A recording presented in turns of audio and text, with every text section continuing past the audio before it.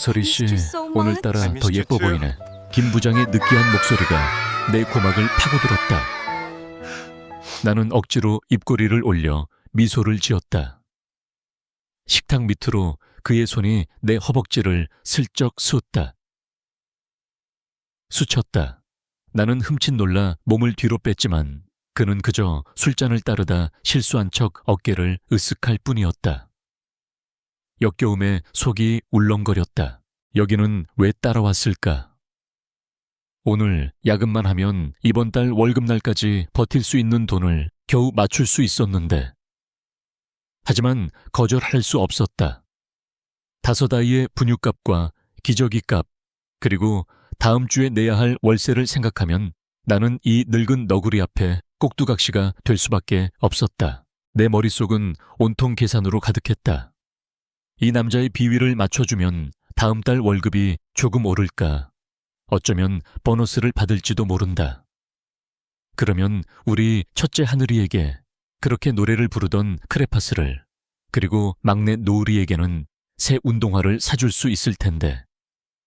아이들의 얼굴이 떠오르자 나는 다시 한번 억지 미소를 지으며 그가 따라주는 와인을 받아 마셨다. 나는 윤설이, 26, 그리고 5아이의 엄마다.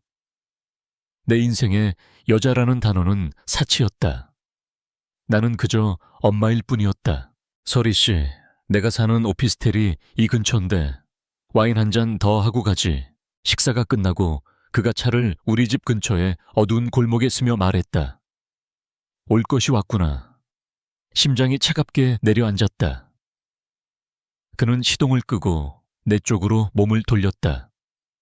차 안의 좁은 공간이 그의 술 냄새와 욕망으로 가득 차는 것 같아 숨이 막혔다. 부장님, 저는 이만... 에이, 왜 그래? 설이 씨 혼자 애 5 키우는 거 힘든 거 알아. 남편도 없이. 오죽하면 내가 다 안쓰럽더라니까. 내가 도와줄게. 응? 그가 내 손을 잡았다. 그의 손은 축축하고 뜨거웠다.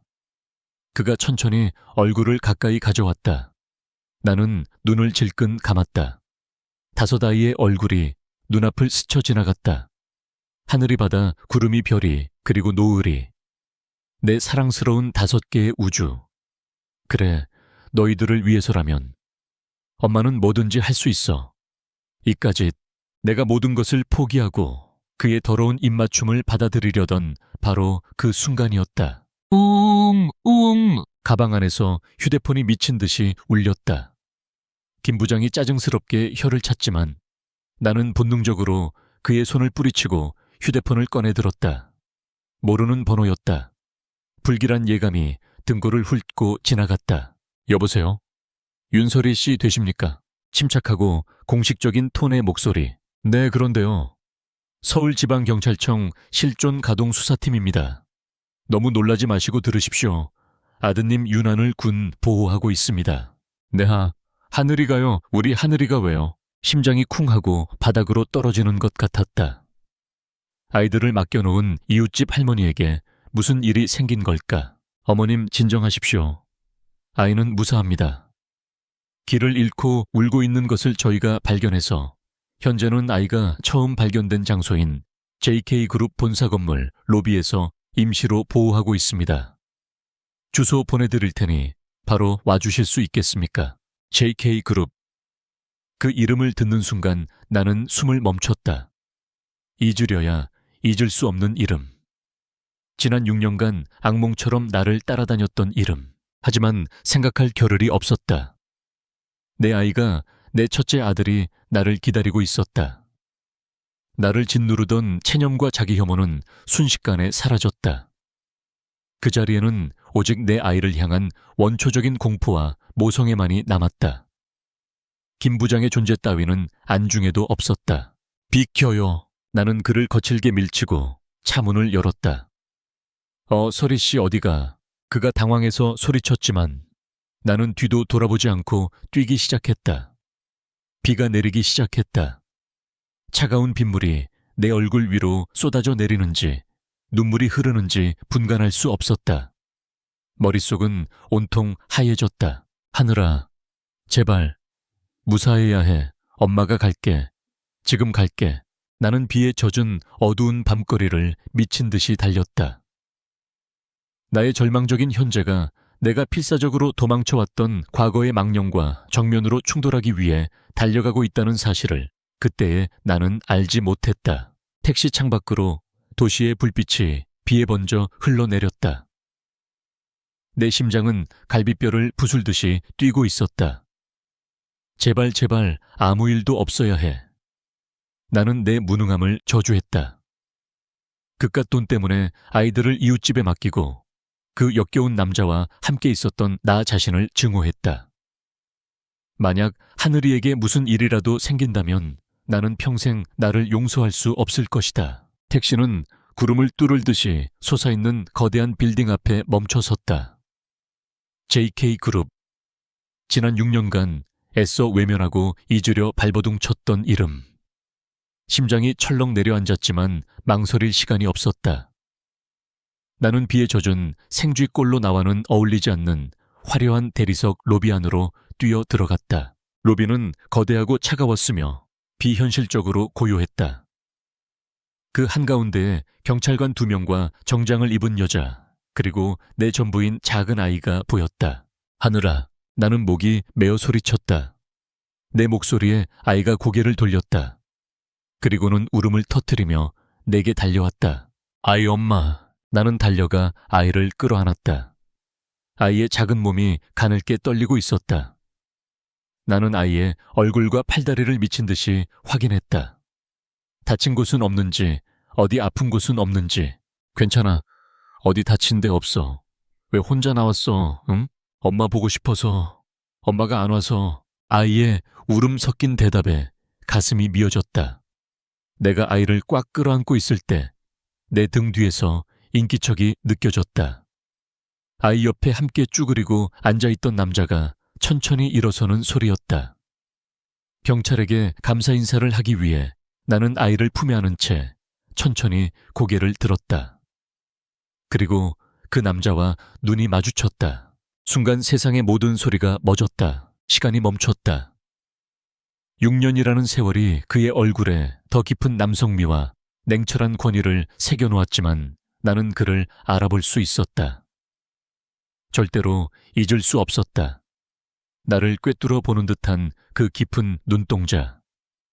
오만한 듯하면서도 어딘가 고독해 보였던 그 입술. 내 인생을 송두리째 바꿔놓은 그날 밤의 남자, 강지혁. 그의 얼굴에도 놀라움이 스쳐 지나갔다. 굳게 닫혀있던 그의 입술이 살짝 열렸다. 그는 지난 6년간 사진 한 장 없이 이름 석자도 모른 채 그저 기억에만 의존해 나를 찾아 헤맸을 것이다. 그리고 지금 그 기억 속의 여자가 그의 눈앞에 그의 건물 로비 한복판에 서 있었다. 다슨. 그의 낮은 목소리가 고요한 로비에 울렸다. 나는 그의 목소리에 온몸이 얼어붙는 것 같았다. 그는 나를 지나쳐 내 품에 안겨있는 하늘이에게로 시선을 옮겼다. 그의 눈이 가늘어졌다. 그는 하늘이의 얼굴을 뜯어보았다. 그리고는 마치 거울을 보듯 로비의 거대한 유리벽에 비친 자신의 얼굴을 잠시 바라보았다. 그리고 다시 하늘이에게로. 날카로운 턱선, 굳게 담은 인매, 그리고 무엇보다 자신과 똑 닮은 그 검고 깊은 눈동자.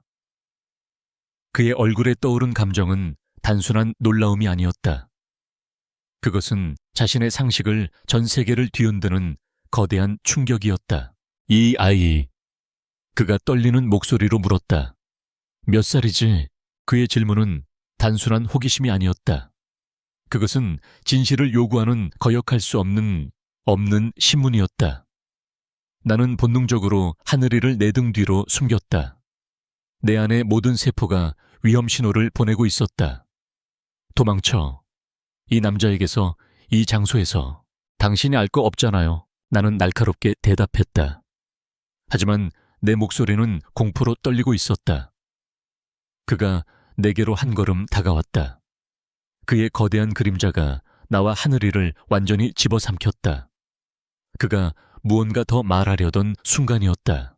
이 엄마. 로비의 회전문이 돌아가며 익숙한 목소리들이 들려왔다. 이웃집 할머니가 울고 있는 나머지 4명의 아이들을 데리고 로비 안으로 들어오고 있었다. 바다 구름이 별이 그리고 노을이, 하늘이 오빠 4명의 아이들이 날개로 달려왔다. 강지혁의 시선은 얼어붙은 나를 지나 내게 달려오는 4명의 아이들에게로 향했다. 하늘이와 똑같이 생긴 4개의 얼굴, 자신과 똑같이 생긴 5개의 얼굴, 그의 얼굴에서 모든 핏기가 사라졌다. 충격은 경악은 이 세상의 것이 아닌 듯 단 거대한 불신으로 변했다. 그는 5명의 아이들과 겁에 질린 나를 번갈아 보았다. 그의 눈동자 속에서 6년 전의 뜨거운 하룻밤과 눈앞의 기적 같은 혹은 재앙 같은 현실이 충돌하며 거대한 폭풍을 일으키고 있었다. 그 폭풍의 눈 한가운데서 나는 그가 내뱉는 단 한마디를 들었다. 설마 6년의 세월을 넘어 운명의 폭풍이 마침내 우리를 다시 덮치고 있었다. 그의 말은 명령이었다. 친자 검사합니다. 그 말에 반박할 기회 같은 것은 주어지지 않았다. 강지혁의 비서는 일사불란하게 움직였다. 나와 겁에 질린 아이들은 병원의 VIP실로 옮겨졌고 머리카락 몇 올을 뽑히는 간단한 절차를 겪어야 했다. 모든 것이 너무 빠르고 기계적으로 진행되어 나는 저항할 생각조차 하지 못했다. 나는 진실을 알고 있었다. 하지만 그가 그 진실을 확인하게 되는 것이 두려웠다. 지난 6년간 아이들은 온전히 나만의 것이었다. 가난하고 고단했지만 그 안온한 우리만의 세상이 있었다. 하지만 이제 저 남자가 그 세상의 문을 부수고 들어오려 하고 있었다. 검사 결과가 나오기까지 이틀이 걸린다고 했다. 그 이틀 동안 강지혁은 내 삶을 점령하기 시작했다. 그는 나의 옥탑방을 보더니 눈살을 찌푸리며 말했다. 이런 곳에서 아이들을 키웠단 말인가? 그 말에는 경멸과 나를 향한 미세한 분노마저 섞여 있었다. 내 반대에도 불구하고 그의 사람들은 짐짝처럼 우리 가족을 옮겼다. 그들이 우리를 데려간 곳은 호텔 최상층에 위치한 최고급 서비스드 레지던스였다. 거실 통유리창 너머로 서울의 정영이 한눈에 들어오는 내가 평생 구경도 못 해볼 곳이었다. 방은 5 아이들이 각자 쓰고도 남을 만큼 넓었고 거실 한쪽에는 이미 최신형 장난감으로 가득 찬 놀이 공간이 꾸며져 있었다. 냉장고는 신선한 유기농 식재료로 가득 채워졌고 보모와 가사 도우미가 그림자처럼 우리를 따랐다. 나는 내가 힘들게 지켜왔던 모든 것을 빼앗기는 기분이었다. 아이들은 새로운 환경에 신이 났지만 나는 숨이 막혔다. 이곳은 안락한 집이 아니라 그의 소유권을 주장하는 화려한 감옥이었다. 그는 물리적으로 이곳에 없었지만 그의 돈과 권력은 공기처럼 이 공간을 채우고 나를 옥죄었다. 그날 밤 아이들을 재우고 텅 빈 거실에 홀로 앉아 있었다. 이질적인 고요함과 호화로움 속에서 나는 필사적으로 잊으려 했던 6년 전 그날 밤의 기억 속으로 빨려 들어갔다. 6년 전 나는 21살의 가난한 대학생이었다. 아픈 할머니의 병원비와 내 학비를 벌기 위해 나는 최고급 호텔에 배서 아르바이트를 하고 있었다. 그날은 유난히 힘든 날이었다. 진상 손님의 시비에 휘말려 매니저에게 심하게 깨지고 몰래 화장실에서 눈물을 훔치고 나왔을 때였다. 그를 처음 본 것은 그때였다. 그는 바의 가장 구석진 자리에 혼자 앉아 있었다. 값비싼 양복 오만한 분위기, 그리고 세상 모든 것을 가졌지만 아무것도 흥미롭지 않다는 듯한 권태로운 눈빛. 그는 몹시 취해 보였다. 사건은 사소한 실수에서 시작되었다. 다른 직원이 가져다 주어야 할 최고급 와인을 내가 실수로 그의 펜트하우스 스위트룸으로 가져다 주게 된 것이다. 문을 열어준 그는 이미 넥타이를 풀어 헤치고 셔츠 단추를 몇 개 푼 흐트러진 모습이었다. 그는 나를 보더니 비틀거리며 비웃었다. 이제야 오는군. 늦었잖아. 그는 나를 다른 사람으로 착각하고 있었다. 아마도 그가 부른 유흥업소 여자였을 것이다. 나는 겁에 질려 아니라고 말해야 했지만 그의 강렬한 눈빛에 압도되어 입이 떨어지지 않았다. 나는 그저 와인병을 든 채 굳어 있었다. 그는 내게서 와인병을 빼앗아 바닥에 던져버렸다. 와장창하고 병이 깨지는 소리와 함께 붉은 와인이 비싼 카펫 위로 쏟아졌다. 그리고 그는 내 손목을 잡아 나를 방 안으로 끌어당겼다. 그 밤의 기억은 조각나 있었다. 하지만 감각은 선명했다. 그의 거친 숨결값 비싼 향수와 위스키가 뒤섞인 그의 채취, 그리고 내 옷을 파고들던 그의 뜨거운 손길. 나는 저항해야 했지만 그러지 못했다. 아니, 그러지 않았다. 그의 눈동자 속에서 나와 같은 종류의 깊은 고독을 보았기 때문이었다. 그의 서툴고 거친 애무 속에는 단순한 욕정이 아닌 누군가에게 필사적으로 연결되고 싶어하는 절박함이 담겨 있었다. 그 순간만큼은 나는 가난한 고학생 윤설이가 아니었다. 그는 부유한 상속자 강지혁이 아니었다. 우리는 그저 이 거대한 도시에서 길을 잃은 두 개의 외로운 영혼일 뿐이었다. 우리는 서로의 몸에서 잊고 있던 온기를 살아있다는 감각을 미친 듯이 탐했다. 다음 날 새벽 나는 낯선 침대에서 눈을 떴다. 밤새 나를 안고 있던 그의 팔이 허리에 감겨 있었다. 그의 평온한 잠든 얼굴을 보자 어젯밤의 열기가 거짓말처럼 식고 차가운 현실이 밀려왔다. 나는 누구인가? 여기는 어디인가? 나는 무슨 짓을 한 것인가? 수치심과 공포가 온몸을 휘감았다. 바닥에 어지럽게 흩어져 있는 그의 명품 옷가지들과 그 옆에 초라하게 놓인 나의 낡은 유니폼. 우리는 사는 세상이 다른 사람들이었다. 나는 그가 깨어나기 전에 이 모든 것이 꿈이었던 것처럼 사라져야만 했다. 나는 그의 팔에서 조심스럽게 빠져나와 옷을 챙겨 입고 도망치듯 그 방을 빠져나왔다. 이름도 연락처도 아무것도 남기지 않고. 나는 거실 소파에 주저앉아 소리 없이 울고 있었다. 하룻밤의 실수, 하룻밤의 도피, 그 대가는 너무나도 컸다. 나는 내 배를 감쌌다. 5개의 심장이 처음 뛰던 순간의 경이로움과 그들을 홀로 낳고 기르며 겪어야 했던 지독한 현실이 파노라마처럼 스쳐 지나갔다. 그때 테이블 위에 놓여있던 내 휴대폰이 울렸다. 그의 비서였다. 윤설이 씨, 검사 결과 나왔습니다. 나는 떨리는 손으로 휴대폰을 귀에 가져다 댔다. 심판의 시간이었다. 결과는 99% 일치입니다. 강지혁 대표님과 5 아이들은 부모와 자식 관계가 확실합니다. 비서의 목소리는 기계처럼 담담했지만 나에게는 사형 선고처럼 들렸다. 전화가 끊기고 나는 한참 동안 휴대폰을 든 채 멍하니 서 있었다. 이미 알고 있던 진실. 하지만 제3자의 입을 통해 확인받은 그 진실은 날카로운 유리 조각이 되어 내 심장에 박혔다. 이제 돌이킬 수 없었다. 바로 그때 현관문 도어록이 해제되는 소리가 들렸다. 강지혁이었다. 그 역시 방금 전화를 받은 듯 평소의 냉철함은 온데간데 없는 창백하고 망연한 얼굴이었다. 그는 문 앞에 서서 나를 보았다. 그리고 내 뒤 거실에서 블록 쌓기를 하며 놀고 있는 5 아이들을 보았다. 그의 시선이 흔들렸다. 그는 아이들 한 명 한 명의 얼굴을 마치 처음 보는 기적 혹은 재앙을 마주한 것처럼 훑어보았다. 그의 눈에는 더 이상 의심이나 분노가 없었다. 그 자리에는 한 남자가 감당하기에는 너무나도 거대한 아버지라는 이름의 무게와 책임감 그리고 지독한 혼란만이 존재했다.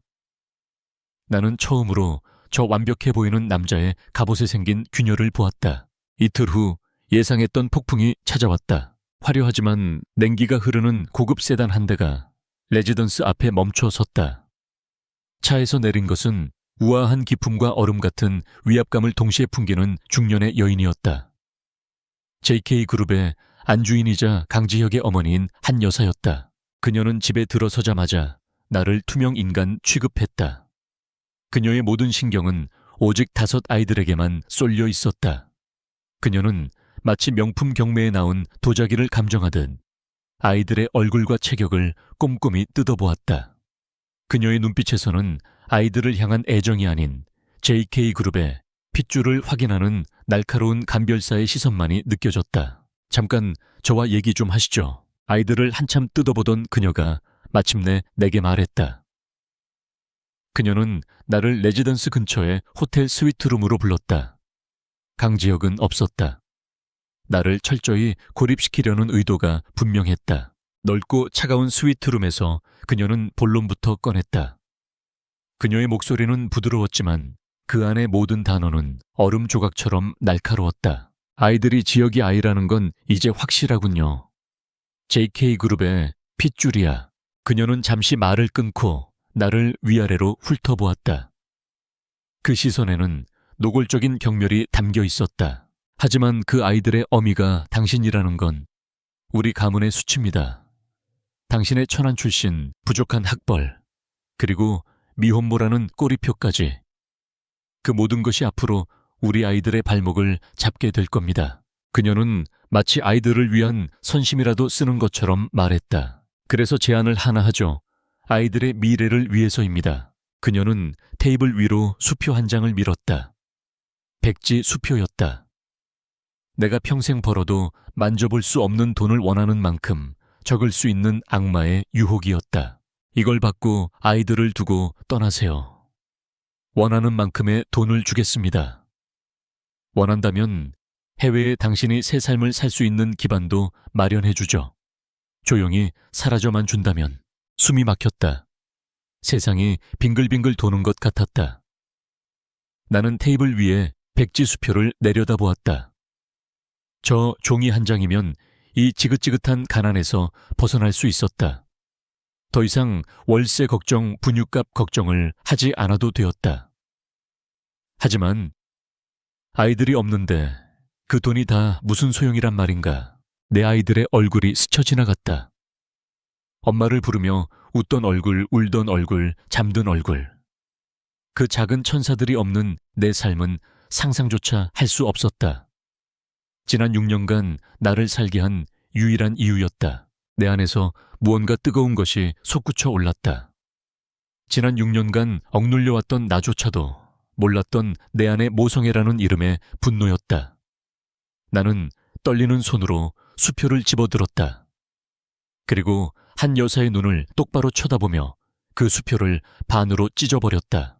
제 아이들은 물건이 아닙니다. 내 목소리는 떨리고 있었지만 그 어느 때보다 단단했다. 회장님, 돈은 필요 없습니다. 저에겐 제 아이들이 필요하고 제 아이들에게는 제가 필요합니다. 세상 그 무엇과도 바꿀 수 없어요. 바꿀 수 없어요. 한 여사의 우아하던 얼굴이 경악과 분노로 일그러졌다. 감히 미천한 것이 자신의 제안을 거절하리라고는 상상도 못했을 것이다. 그녀는 자리에서 일어나 나를 향해 차가운 저주를 퍼부었다. 후회하게 될 거다. 네가 지금 누굴 상대로 전쟁을 선포했는지 넌 전혀 모르고 있어. 그녀는 그 말을 남기고 방을 떠났다. 나는 한참 동안 그 자리에 주저앉아 있었다. 온몸이 사시나무처럼 떨렸다. 두려웠다. 대한민국에서 가장 강력한 가문 중 하나와 맞서 싸워야 한다는 사실이. 하지만 나는 후회하지 않았다. 그날 밤 나는 레지던스로 돌아와 커다란 침대에서 서로 뒤엉켜 잠든 5 아이들의 얼굴을 내려다보았다. 나는 아이들의 머리를 하나씩 쓰다듬으며 조용히 맹세했다. 그 누구도 내게서 나의 우주를 빼앗아갈 수 없다고. 이제 엄마의 전쟁이 시작되었다. 그날 밤 강지혁이 돌아왔다. 그의 얼굴은 분노와 피로로 굳어 있었다. 그가 어머니와 크게 싸웠다는 것을 굳이 말하지 않아도 알 수 있었다. 그는 현관에 들어서자마자 내게로 다가와 물었다. 그의 목소리는 낮고 위협적이었다. 어머니가 뭐라고 했어? 나는 조금도 물러서지 않았다. 내 뒤에는 5명의 아이들이 있었다. 나는 더 이상 잃을 것이 없는 사람이었다. 나는 그의 눈을 똑바로 마주보며 한 여사가 했던 모든 말을 그대로 전했다. 백지수표 아이들을 포기하라는 요구, 그리고 경멸 어린 독설까지. 그래서 당신은 어쩔 건가요? 나는 그를 쏘아붙였다. 당신 어머니 편에 서서 나한테서 아이들을 빼앗기 위해 싸울 건가요? 쥐예, 그것은 도전이었다. 그의 대답에 나와 내 아이들의 미래가 걸려 있었다. 그는 한참 동안 말이 없었다. 그의 시선은 분노에 찬 나를 지나 거실에서 아무것도 모른 채 제잘거리며 놀고 있는 아이들에게로 향했다. 그 시선 속에서 그의 냉철한 시요의 가면이 서서히 무너져 내리는 것을 보았다. 그는 마침내 결심한 듯 다시 나를 보았다. 그의 눈에는 더 이상 분노가 아닌 무겁고 단단한 결의가 담겨 있었다. 내 아이들이요. 그리고 당신은 그 아이들의 어머니야. 그의 목소리는 낮았지만 그 안에는 강철 같은 의지가 담겨 있었다. 그 누구도 내게서 내 아이들을 데려갈 수 없어. 어머니는 내가 알아서 하지. 그 선언은 그가 단순히 생물학적 아버지를 넘어 진짜 아빠가 되기로 선택한 순간이었다. 그는 하룻밤의 실수를 책임지려는 남자를 넘어 나와 함께 이 전쟁을 치를 파트너가 되기로 결심한 것이었다. 그날 이후 강지혁의 어설픈 아빠 되기 프로젝트가 시작되었다. 그 모습은 너무나도 서툴러서 때로는 우스꽝스럽기까지 했다. 나는 멀리서 그 모습을 묵묵히 지켜보았다. 우리 집에는 5개의 작은 우주가 있었다. 책임감 강한 첫째 하늘이 조용하고 예술적인 감각이 뛰어난 둘째 바다 장난꾸러기 자유로운 영혼인 셋째 구름이, 호기심 많고 똑똑한 넷째 별이, 그리고 애교 많고 울보인 막내 노을이. 강지혁은 이 5개의 다른 행성을 탐사하는 초보 탐험가처럼 보였다. 첫 번째 시도는 동화책 읽기였다. 그는 수십억짜리 계약서를 검토하듯 딱딱하고 단조로운 목소리로 아기 돼지삼 형제를 읽었다. 아이들은 당연히 5분도 안 돼서 지루해했고 구름이는 그의 머리 위로 블록을 던지기까지 했다. 그는 당황했고 어떻게 해야 할지 몰라 나를 쳐다보았다. 나는 웃음을 참으며 늑대 목소리와 아기 돼지 목소리를 내는 법을 시범 보여주었다. 그는 어색하게 흉내냈고 그 모습에 막내 노을이가 까르르 웃음을 터뜨렸다.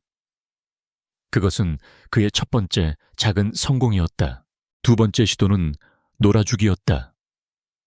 그는 세상에서 가장 비싸고 복잡해 보이는 로봇 장난감을 사왔다. 그는 설명서를 보며 완벽한 로봇을 조립하려 했지만 아이들은 설명서 따위에는 관심이 없었다. 그저 부품들을 서로 부딪히며 괴상한 소리를 낼 뿐이었다. 그는 설명서대로 해야지라며 5살짜리 아이들과 진지하게 언쟁을 벌였다. 결국 그의 비싼 셔츠 위로 아이들이 던진 스파게티 소스가 튀었고 그는 완전히 패배한 장군처럼 소파에 주저앉았다. 아이들은 그 모습을 보고 배를 잡고 웃었다. 나는 그 모든 광경을 지켜보았다. 처음에는 냉소적이었다. 저러다 곧 지쳐서 포기하겠지. 하지만 그는 포기하지 않았다. 그는 밤늦게까지 서재에서 좋은 아빠 되는 법 같은 육아서적을 읽었고 잠든 아이들의 방에 몰래 들어가 한 명 한 명의 이불을 덮어주었다. 그는 내게 다가와 조심스럽게 물었다. 하늘이는 무슨 색을 좋아하는지, 바다는 어떤 음식을 싫어하는지. 나는 깨닫기 시작했다. 그가 단순히 의무감 때문에 이러는 것이 아니라는 것을. 그는 진심으로 아이들을 알고 싶어 했고 연결되고 싶어 했다. 그는 돈만 대주는 보호자가 아니라 서툴지만 진정한 아빠가 되기 위해 필사적으로 노력하고 있었다.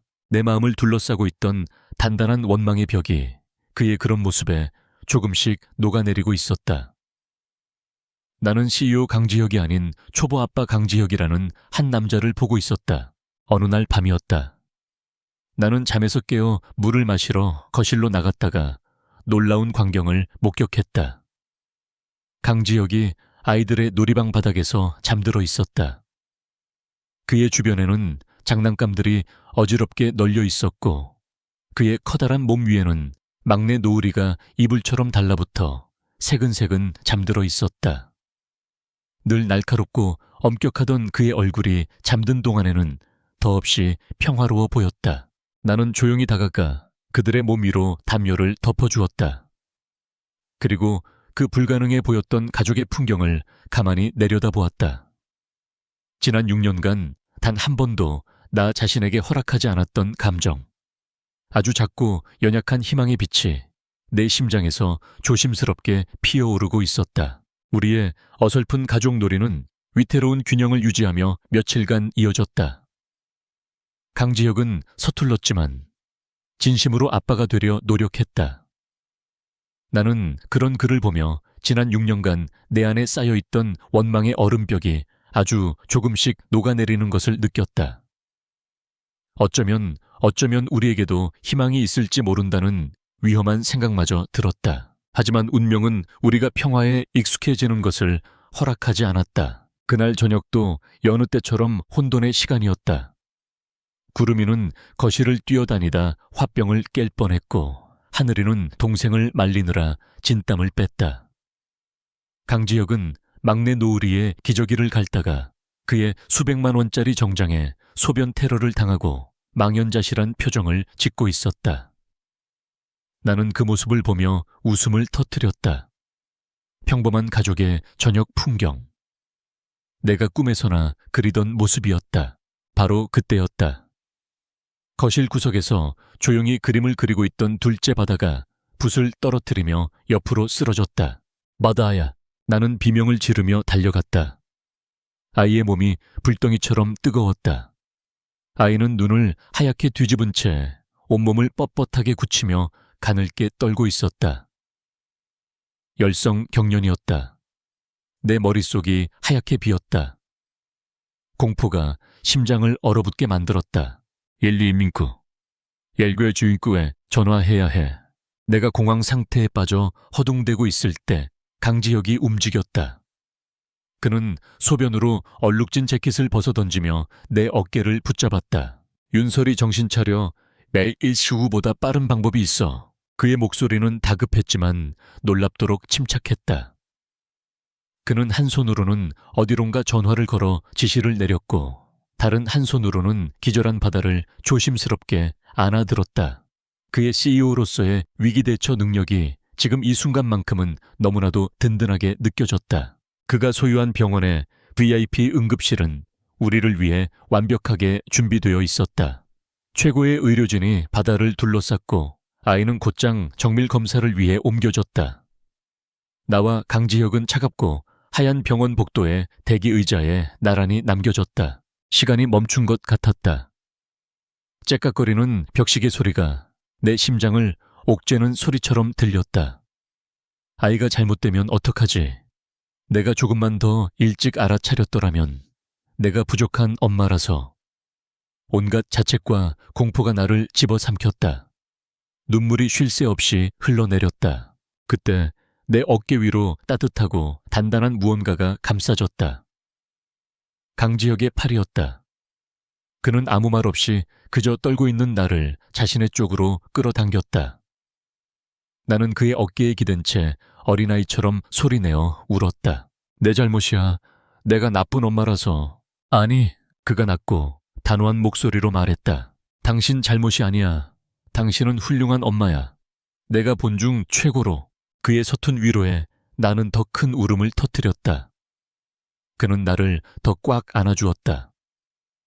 우리는 그렇게 한참을 서로의 천에 의지한 채 앉아 있었다. 기다림의 시간이 길어지자 우리는 초조함을 이기기 위해 이야기를 나누기 시작했다. 바다에 대한 이야기였다. 바다는 비가 온 뒤에 하늘색을 가장 좋아해요. 내가 먼저 입을 열었다. 그림을 그릴 때면 자기도 모르게 노래를 흥얼거려요. 그리고 자기가 가장 아끼는 과자는 동생들 몰래 나눠주는 착한 아이예요. 그는 내 이야기를 가만히 듣고 있었다. 그의 눈에는 그가 놓쳐버린 5년의 세월에 대한 깊은 후회가 담겨 있었다. 어쩐지 얼마 전에 내가 그림 그리는 걸 봤는데 집중하는 모습이 당신을 닮았더군. 그의 말에 나는 처음으로 그를 보며 희미하게 미소 지었다. 이 차갑고 적막한 병원 복도에서 우리는 처음으로 온전히 바다의 부모가 되어 있었다. 그의 돈도 나의 가난도 우리의 엇갈린 과거도 중요하지 않았다. 오직 아이를 사랑하고 아이를 걱정하는 두 명의 부모만이 존재할 뿐이었다. 마침내 의사가 나왔다. 급성 편도염으로 인한 고열이 원인이었고 이제 열도 내리고 안정을 되찾았다는 소식이었다. 온몸에 힘이 빠져나가며 안도의 한숨이 터져 나왔다. 나와 강지혁은 동시에 서로를 바라보았다. 그리고 거의 본능적으로 서로를 꽉 끌어안았다. 그것은 어떤 성적인 긴장감도 없는 순수한 안도감과 동지애가 담긴 포옹이었다. 우리는 바다가 잠들어 있는 1인실 병실의 침대 옆을 지켰다. 아이는 색색거리며 평온하게 잠들어 있었다. 작은 손에는 링거 바늘이 꽂혀 있었다. 강지혁은 바다의 작은 손을 혹여나 부서질까 조심스럽게 쥔 채 한시도 눈을 떼지 않았다. 나는 그런 그의 모습을 가만히 바라보았다. 그는 이제 더 이상 6년 전에 오만하고 철없던 남자가 아니었다. 그는 한 아이의 아버지가 되어 있었다. 그가 고개를 들어 잠든 아이 위로 우리의 시선이 마주쳤다. 아무 말도 필요 없었다. 공포라는 용광로 속에서 우리 사이에는 그 무엇으로도 끊어낼 수 없는 단단한 고리가 생겨나고 있었다. 바다가 퇴원하고 집안의 공기는 완전히 달라졌다. 병원에서의 위기는 우리 사이에 놓여있던 마지막 벽을 허물어뜨렸다. 우리는 더 이상 어색한 동거인이 아니었다. 우리는 아이들의 아빠와 엄마, 즉 공동 운명체였다. 우리는 자연스럽게 육아를 분담하기 시작했다. 내가 아이들의 식사를 준비하는 동안 그는 아이들을 씻겼다. 내가 아이들을 재우는 동안 그는 엉망이 된 거실을 치웠다. 그 과정에서 우리의 손이 스치고 눈이 마주치는 일이 잦아졌다. 그럴 때마다 공기 중에는 미묘하고도 강렬한 긴장감이 흘렀다. 나는 그에게서 새로운 모습들을 발견했다. 그가 딸아이의 머리를 서툰 솜씨로 따아주려 낑낑대는 모습을, 아들 녀석들과 유치한 말싸움을 벌이다가 결국 져주는 모습을. 그럴 때마다 내 심장 한구석이 간질거리는 것을 느꼈다. 6년 전에 오만하던 남자는 없었다. 내 앞에는 5아이의 아빠가 되기 위해 고군분투하는 어딘가 허술하고 인간적인 남자가 있었다. 그날 밤도 그랬다. 5아이들을 재우는 것은 전쟁과도 같았다. 마지막으로 노을이까지 재우고 녹초가 되어 거실로 나왔을 때 그는 소파에 앉아 나를 기다리고 있었다. 테이블 위에는 그가 준비한 듯한 와인 2잔이 놓여 있었다. 수고했어. 그가 와인잔을 내밀며 말했다. 나는 잔을 받아들고 그의 맞은편에 앉았다. 아이들이 잠든 후에 고요함이 어색하게, 그러나 기분 좋게 우리 사이를 감쌌다. 고맙습니다. 그가 먼저 입을 열었다. 바다가 아팠을 때 당신이 없었다면 난 아무것도 못했을 거요. 나도 당신이 없었다면 무너졌을 거예요. 우리는 서로에게 진심을 전했다. 그리고 그 진심은 우리 사이에 묻어두었던 지난 6년의 세월을 수면 위로 끌어올렸다. 미안하오. 그가 말했다. 그의 눈에는 깊은 후회가 담겨 있었다. 그 모든 시간을 당신 혼자 감당하게 해서, 내가 없었던 그 6년 동안 당신은 얼마나 힘들었어. 그의 질문에 나는 애써 닫아두었던 내 마음의 문을 열었다. 힘들었어요. 하지만 괜찮았어요. 아이들이 있었으니까. 나는 그냥 엄마로만 살았어요. 여자로서의 나는 6년 전에 그 호텔방에 버리고 왔다고 생각했죠. 내 고백은 나 자신도 놀랄 만큼 솔직했다. 그만큼 나는 그에게 내 상처를 보여줄 준비가 되어 있었다. 그는 자리에서 일어나 내 옆으로 다가와 앉았다. 그리고는 조심스럽게 손을 뻗어 내 뺨을 감쌌다. 그의 손은 크고 따뜻했다. 그렇다면 내가 다시 찾게 해주겠소. 그가 속삭였다. 엄마 윤설이가 아닌 여자 윤설이를. 그가 천천히 고개를 숙여 내게 입을 맞췄다. 내 첫 반응은 거부였다. 몸이 저절로 굳고 뒤로 물러나려 했다. 지난 6년간 내 몸은 오직 아이들을 낳고 안고 돌보기 위한 도구였다. 누군가의 쾌락을 위한 대상이 된다는 것이 낯설고 두려웠다. 엄마로서의 나에 대한 배신처럼 느껴지기까지 했다. 내 미세한 저항을 느꼈는지 그가 입술을 떼고 나를 바라보았다. 그의 눈에는 조급함 대신 깊은 이해심이 담겨 있었다. 괜찮아. 그가 말했다. 아무것도 하지 않아도 돼. 그는 나를 몰아붙이지 않았다. 그는 내게 선택권을 주었다. 그 순간 나는 깨달았다. 내 앞에 있는 남자는 6년 전에 그 남자가 아니었다. 그는 기다릴 줄 아는 남자였고 나를 존중하는 남자였다.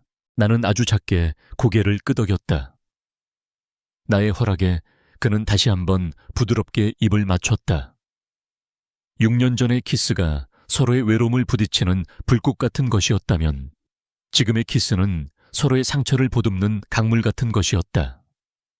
느리고 깊고 다정했다. 그는 나를 안아 침실로 향했다.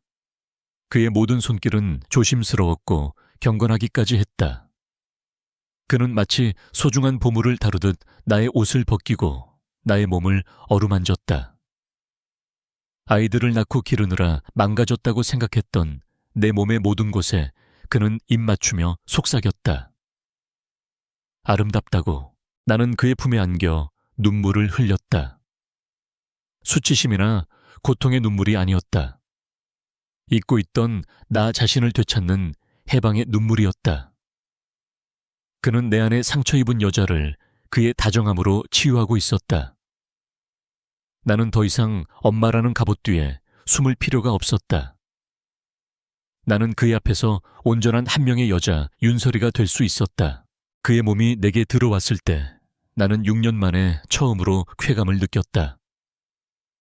그것은 고통과 분리된 순수한 즐거움이었다. 우리는 서로의 눈을 바라보며 서로의 이름을 불렀다. 우리는 단순히 몸을 섞는 것이 아니었다. 6년이라는 시간을 넘어 마침내 서로의 영혼을 마주하고 있었다. 모든 것이 끝난 후 나는 그의 팔베개를 하고 누워 있었다. 완벽한 평온. 나는 6년 만에 처음으로 내가 온전해졌다고 느꼈다. 나는 엄마인 동시에 사랑받는 여자였다. 그가 내 귓가에 속삭였다. 괜찮소. 나는 대답 대신 그의 품에 더 깊이 파고들며 미소 지었다. 네. 이제야 비로소 괜찮아졌어요. 과거의 상처가 마침내 아물기 시작하고 있었다. 우리의 세상은 새로운 안정을 찾아가고 있었다. 아이들은 아빠의 존재에 완벽하게 적응했고 강지혁은 더 이상 서툰 초보 아빠가 아니었다. 그는 이제 아이들이 좋아하는 공룡의 이름을 줄줄 외웠고 딸아이의 머리를 제법 그럴듯하게 묶어줄 수도 있었다. 아침마다 우리 집은 전쟁터 같았지만 그 혼돈 속에는 사랑과 웃음이 가득했다. 나는 비로소 내가 꿈꿔왔지만 감히 가질 수 없다고 생각했던 가족이라는 것을 갖게 되었다. 그날 밤도 5 아이들을 겨우 재우고 난 후였다. 나는 지친 몸을 이끌고 거실로 나왔다. 그러자 그가 소파에서 일어나 내 앞에 와서 한쪽 무릎을 꿇었다. 그의 갑작스러운 행동에 나는 당황해서 굳어버렸다. 그는 내 손을 잡았다. 그의 손은 따뜻하고 조금 떨리고 있었다. 지난 6년 당신과 아이들 없이 보낸 시간을 평생 후회하며 살 거요. 그의 목소리는 낮고 진지했다. 이제 단 1초도 낭비하고 싶지 않아. 윤설이 나와 결혼해 주시오. 서류상으로도 세상 앞에서도 완벽한 진짜 가족이 됩시다. 그는 작은 벨벳 상자를 열었다. 그 안에는 화려하진 않지만 밤하늘의 별처럼 맑게 빛나는 다이아몬드 반지가 들어있었다. 내 눈에서 눈물이 터져 나왔다. 이것은 내가 받아도 되는 행복일까? 수없이 되뇌었던 질문. 하지만 그의 흔들림 없는 눈을 보자 나는 더 이상 망설일 수 없었다. 나는 울며 고개를 끄덕였다. 하지만 우리의 행복을 시기하는 그림자는 생각보다 가까이에 있었다. 나와 강지혁의 약혼 소식은 상류 사회를 발칵 뒤집어 놓았다. JK그룹의 유일한 후계자가 근본도 모르는 미혼모와 결혼한다는 사실은 그들에게 최고의 가십거리였다. 그리고 그 중심에는 강지혁의 어머니인 한 여사가 있었다. 그녀는 더 이상 내게 돈으로 거래를 시도하지 않았다. 대신 더 교묘하고 잔인한 방법으로 나를 공격하기 시작했다. 그녀는 사교계에 영향력을 행사해 나를 고립시켰다. 내가 강지혁과 함께 참석한 파티에서 사람들은 나를 유령처럼 대했다. 그녀는 언론의 익명의 소스를 흘려 JK그룹의 신데렐라 숨겨진 과거 의혹 같은 자극적인 기사들을 내보냈다. 그녀는 이사회를 소집해 강지혁의 경영 자질을 문제 삼으며 그를 압박했다. 그녀의 공격은 집요했고 나는 서서히 지쳐가고 있었다. 하지만 진짜 위협은 내가 잊고 있던 과거로부터 찾아왔다. 어느 날 내게 한 통의 문자가 왔다. 발신인은 김 부장이었다. 윤설이 씨 JK그룹 사모님이 되신다면서 축하해. 그런데 말이야, 강 대표가 알면 곤란한 게 좀 있지 않나. 우리가 얼마나 가까운 사이였는지. 문자와 함께 그가 내 허벅지를 더듬던 레스토랑에서의 사진이 첨부되어 있었다. 심장이 철렁 내려앉았다. 그날 밤 그가 나를 차 안에서 덮치려 했던 기억이 되살아나며 온몸이 떨렸다. 아무 일도 없었지만 이 사진과 그의 악의적인 입만 있다면 나는 순식간에 CEO를 만나기 전에 직장 상사를 유혹하던 파렴치한 여자가 될 수 있었다. 그리고 이것은 나를 몰아내고 싶어하는 한 여사에게는 최고의 무기가 될 터였다. 그는 돈을 요구했다. 거액의 돈을 주지 않으면 이 사진을 언론에 터뜨리겠다고 협박했다. 나는 공포에 질렸다. 이 일이 알려지면 강지혁이 곤란해질 것이다. 우리 아이들이 상처받을 것이다. 나는 이 일을 나 혼자 해결해야 한다고 생각했다. 그를 보호하고 싶었다. 나는 결국 김 부장을 만나러 약속 장소로 향했다. 호텔 커피숍이었다. 그가 음흉한 미소를 지으며 나를 기다리고 있었다. 그래, 돈은 가져왔나? 내가 떨리는 손으로 돈 봉투를 꺼내려던 순간 우리 테이블 옆으로 그림자가 드리워졌다. 고개를 들자 얼음처럼 차가운 얼굴에 강지혁이 서 있었다. 내 아내에게 무슨 볼일이지, 김 부장. 그의 목소리는 분노로 낮게 깔려 있었다. 김 부장은 사색이 되어 자리에서 벌떡 일어났다. 아니 강 대표님. 이건 그냥 오랜만에 동료끼리. 닥쳐. 강지혁은 김 부장의 변명을 가차없이 잘랐다. 그는 내 옆에 있던 가방에서 김 부장이 보낸 협박 문자와 사진들을 확인했다. 그의 눈이 살기로 번뜩였다. 그는 김 부장을 향해 움직이지 않았다. 대신 휴대폰을 들어 어디론가 전화를 걸었다. 나다. 지금 김아무개라는 버러지 새끼 하나 내 눈앞에서 치워. 횡령 탈세 성추행. 먼지 하나까지 다 털어서 다시는 사회생활 못하게 만들어. 그는 전화를 끊고 공포에 질려 무릎을 꿇고 있는 김 부장을 경멸스럽게 내려다보았다. 그리고는 내 손목을 잡고 그곳을 빠져나왔다. 차 안에서 나는 그가 내게 화를 낼 것이라고 생각했다. 이런 일을 숨기고 혼자 해결하려 했으니까. 하지만 그는 화를 내지 않았다. 그는 차를 세우고 나를 돌아보았다. 그의 눈에는 분노가 아닌 깊은 아픔이 담겨 있었다. 다시는 나한테서 아무것도 숨기지 마시오. 그가 말했다. 우리는 팀이야. 당신의 과거든 나의 가족이든 우리가 함께 맞서는 거야. 혼자가 아니고. 그의 말에 나는 참았던 눈물을 터뜨렸다. 나는 더 이상 혼자가 아니었다.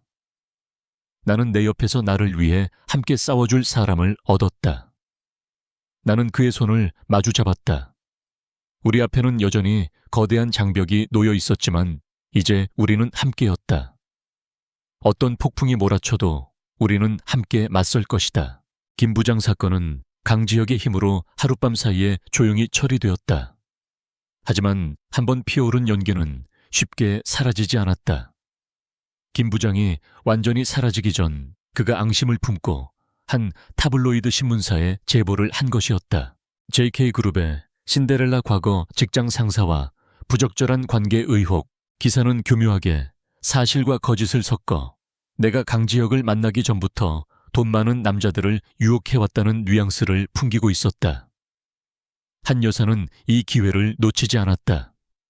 그녀는 이 사회를 소집하고 언론을 부추기며 JK 가문의 명예를 실추시킨 나를 쫓아내기 위한 마지막 공세를 퍼붓기 시작했다. 그리고 마침내 그녀에게서 최후 통첩이 날아왔다. JK 가문의 본가에서 열리는 가족회의에 참석하라는 소환장이었다. 그곳은 강지혁의 할아버지가 대대손손 살아온 권위와 전통으로 가득 찬 위압적인 공간이었다. 걱정 마시오. 내가 다 알아서 할 테니. 당신은 내 뒤에 가만히 있기만 하면 돼. 본가로 향하는 차 안에서 강지혁이 내 손을 잡으며 말했다. 하지만 나는 그의 손을 놓고 고개를 저었다. 아니요. 나의 목소리는 차분하고 단단했다. 이번엔 내가 말할래요. 그분들은 당신의 부모님인 동시에 내 아이들의 할머니, 할아버지예요. 내가 직접 부딪혀야 해요. 내 말에 그는 잠시 놀란 듯 나를 바라보았다. 그리고 이내 깊은 신뢰가 담긴 눈으로 고개를 끄덕였다. 차가운 공기가 감도는 대청마루. 강지혁의 아버지인 강 회장과 어머니인 한 여사가 우리를 기다리고 있었다. 한 여사는 기다렸다는 듯이 타블로이드 신문들을 테이블 위로 던졌다. 이게 다 뭔가 이 천박한 것 때문에 우리 가문이 JK그룹이 온 세상의 조롱거리로 전락했어. 당장 이 결혼 무르고 넌 아이들만 데리고 들어오너라. 그녀의 날카로운 목소리가 방 안을 울렸다. 강지혁이 나서려 했지만 나는 그의 팔을 가볍게 잡으며 그를 제지했다. 그리고 천천히 자리에서 일어나 두 분 앞에 고개를 숙였다. 네, 회장님, 사모님. 제 과거 결코 떳떳하지 않습니다. 나의 예상 밖의 태도에 두 사람의 눈이 휘둥그레졌다. 저는 가난했고 절박했습니다. 제 아이들을 먹여 살리기 위해 때로는 자존심을 버려야 했던 순간들도 있었습니다. 기사에 난 저 남자는 그런 저의 절박함을 이용하려 했던 사람 중 하나일 뿐입니다. 나는 허리를 폈다. 그리고 두려움 없이 그들의 눈을 똑바로 마주 보았다. 하지만 그 과거가 지금의 저를 규정하지는 않습니다. 지금의 저를 규정하는 것은 제 5 아이들입니다. 그 아이들은 제 인생의 가장 좋은 부분이고 또한 두 분 아드님의 가장 좋은 부분이기도 합니다. 나는 한 걸음 더 다가갔다. 두 분께서는 아이들을 JK그룹의 후계자로 보시겠지요. 하지만 제게 아이들은 어둠을 무서워하는, 하늘이 별을 그리는 꿈을 꾸는 바다 온 집안을 웃음으로 채우는 구름이입니다. 아이들은 기업의 자산이 아닙니다. 회장님과 사모님의 손주들입니다. 내 목소리는 떨리고 있었지만 그 안에는 어떤 꾸밈도 없는 진심이 담겨 있었다. 세상의 모든 돈을 제게 주신다 해도 제 아이들보다 더 귀한 것을 주실 수는 없습니다. 어머니의 사랑은 돈으로 살 수 없으니까요. 나는 마지막으로 다시 한번 깊이 고개를 숙였다. 저를 며느리로 받아달라고 애원하지 않겠습니다. 다만 아이들에게 할머니와 할아버지가 되어주시길 부탁드릴 뿐입니다. 하지만 저를 받아주시든 아니든 한 가지 사실은 변하지 않습니다. 저는 그 아이들의 엄마입니다. 그리고 강지혁 씨는 그 아이들의 아빠입니다. 우리는 가족입니다. 그 누구도 우리를 갈라놓을 수 없습니다. 내 말이 끝나고 방 안에는 무거운 침묵이 흘렀다. 그 침묵을 깬 것은 내내 굳은 표정으로 앉아있던 강 회장이었다. 그는 깊은 한숨을 내쉬었다. 그때 강지혁이 내 옆에 와서 섰다. 그리고는 내 손을 깍지 껴잡았다. 그는 자신의 부모님을 향해 선언했다. 어머니, 아버지, 아내의 말이 이 문제에 대한 저의 마지막 대답입니다. 이 사람은 제 아내이고 저 아이들은 제 아이들입니다. 받아들이십시오. 그렇지 않으면 아들과 손주들을 모두 영원히 잃게 되실 겁니다. 그의 단호한 태도는 그들이 더 이상 우리를 흔들 수 없다는 것을 분명히 했다. 우리는 그 거대하고 차가운 집을 손을 잡은 채 함께 걸어 나왔다. 현관문을 나서는 순간 눈부신 햇살이 우리 위로 쏟아져 내렸다. 나는 비로소 완전한 해방감을 느꼈다. 나는 나의 가장 큰 두려움이었던 나의 과거와 그의 가족에게 정면으로 맞섰다. 그리고 나는 싸워서 이긴 것이 아니라 나 자신에게 솔직해짐으로써 이겼다. 집으로 돌아오는 차 안. 바깥 세상은 여전히 우리에 대한 가십으로 시끄러웠지만 차 안은 평화로운 침묵으로 가득했다. 그가 나를 경외와 사랑이 가득한 눈으로 바라보았다. 당신 정말 멋있었소. 나는 그의 어깨에 머리를 기댔다. 마침내 마음이 평온해졌다.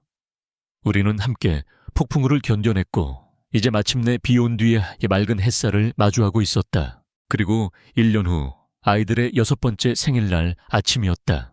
우리 집은 그야말로 전쟁터였다. 거실은 온통 풍선과 색종이로 뒤덮여 있었고 아침부터 생일 케이크를 먹어치운 5 아이들은 흥분 상태로 집안을 뛰어다니고 있었다. 윤구름 소파에서 뛰지 마.